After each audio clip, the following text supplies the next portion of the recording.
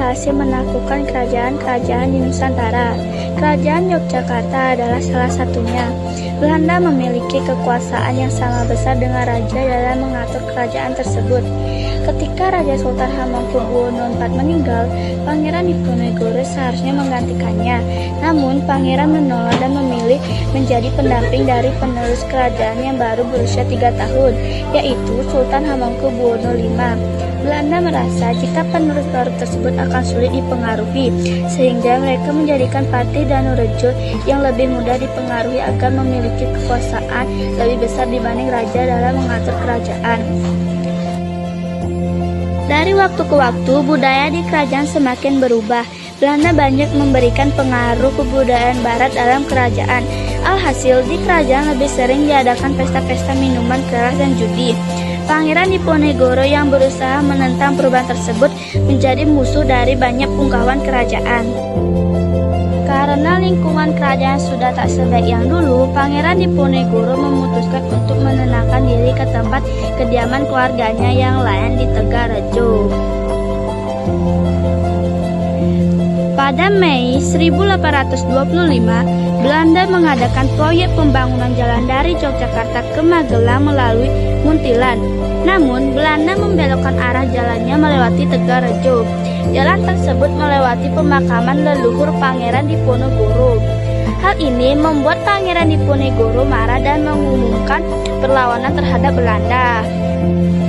Belanda merasakan ancaman dari Pangeran Diponegoro sehingga mereka melakukan penyerangan kediaman beliau di Tegarejo. Hal ini mendesak Pangeran untuk mengungsi ke Gua Salirong. Di Gua Salirong, Pangeran mulai mengumpulkan banyak pengikut dan menjadikan gua tersebut sebagai pentang pertahanan perlawanan terhadap Belanda. Kai Mojo dan Pangeran Mangkubumi pun diikut dalam perlawanan tersebut. Pangeran mulai bergelia secara diam-diam membasmi pasukan Belanda yang sedang bertugas sendiri. Pasukan Pangeran juga menyusup ke dalam pemukiman untuk mencari informasi tentang Belanda. Setelah persiapan selesai, Pangeran Diponegoro mulai memimpin penyerangan besar-besaran ke banteng Belanda. Masyarakat berbumi dipimpin oleh Pangeran Diponegoro dan di sisi lain pasukan Belanda yang dipimpin oleh Jenderal Kekox. Perang inilah yang kemudian dikenal sebagai Perang Diponegoro. Perang ini sangat besar karena melibatkan sebagian besar wilayah di Jawa sehingga perang ini juga disebut sebagai Perang Jawa. Serangan pasukan pribumi selalu dimulai saat musim penghujan. Karena di musim penghujan pertahanan Belanda melemah akibat ketakutan mereka terhadap penyakit pada musim ini. Pasukan pribumi mulai bisa mendesak Belanda dan memaksa mereka untuk mundur. Belanda pun tidak menyerah begitu saja. Mereka menarik pasukan mereka dari seluruh Nusantara untuk membantu peperangan di Jawa ini.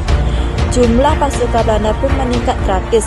Dengan diikuti persenjataan yang jauh lebih canggih, pasukan pribumi pun mulai banyak yang berguguran. Ribuan nyawa harus melayang untuk menghadapi serangan dari pasukan Belanda tersebut. Pada tahun 1829, Kai Mojo ditangkap oleh Belanda dan kemudian disusul oleh peperangan Mangkubumi serta panglima utamanya, Alibasah Sentot Prawirodirjo. Tahun 1830, Pangeran Diponegoro yang sudah tidak tahan lagi melihat pasukannya dibantai, memaksanya untuk berunding dengan Belanda dan menghentikan perang. Sebagai ganti keselamatan pasukannya, Pangeran Diponegoro harus rela diasingkan ke Manado. Beliau kemudian dipindahkan ke Makassar dan meninggal di Benteng Rotterdam pada 8 Januari 1855.